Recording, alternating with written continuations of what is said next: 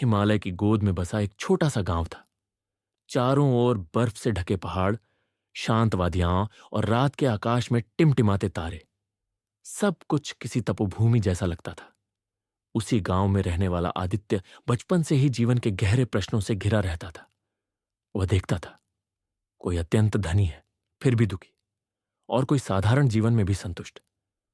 उसके मन में एक ही सवाल गूंजता, आखिर सत्य क्या है? एक वर्ष महाशिवरात्रि आई। गांव के बुजुर्गों ने बताया कि यह केवल पर्व नहीं, अंतर्मन को जागृत करने की रात्रि है। उस रात जागरण, उपवास और ध्यान का विशेष महत्व है। आदित्य के मन में एक अनजानी आकांक्षा जगी। वह इस बार महाशिवरात्रि को केवल रस्म नहीं, अनुभव बनाना चाहता था।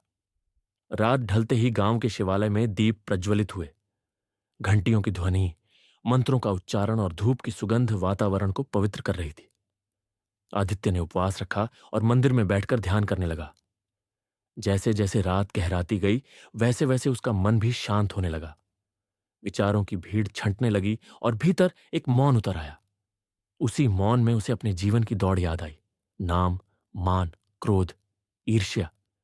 उसने महसूस किया कि वह बाहर की दुनिया जीतना चाहता रहा, पर अपने भीतर की अशांति से हारता रहा। आंखों से आंसू बह निकले। उसने मन ही मन प्रार्थना की, हे महादेव, मुझे मार्ग दिखाइए। कहा जाता है कि महाशिवरात्रि की रात्रि अंधकार पर चेतना की विजय का प्रतीक है। उसी क्षण आदित्य को लगा मानो किसी ने उसके भीतर दीप जला दिया हो।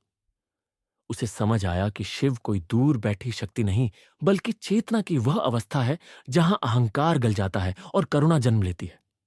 शिव विनाशक नहीं, बल्कि नए सृजन का द्वार है, पुराने दोषों का अंत और नए जीवन की शुरुआत।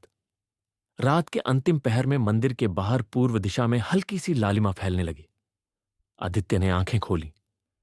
थकान नहीं थी, केवल हल्कापन था। उसे लगा जैसे वर्षों का बोझ उतर गया हो। उसने निश्चय किया कि अब वह जीवन को प्रतिस्पर्धा नहीं, सेवा की तरह जिएगा। क्रोध नहीं, करुणा चुनेगा। और भय नहीं, विश्वास। भोर होते ही अभिषेक आरंभ हुआ। जल, दूध और बेलपत्र अर्पित करते हुए आदित्य के होठों पर हल्की मुस्कान थी। उसे पता था कि यह रात उसे बदल चुकी है।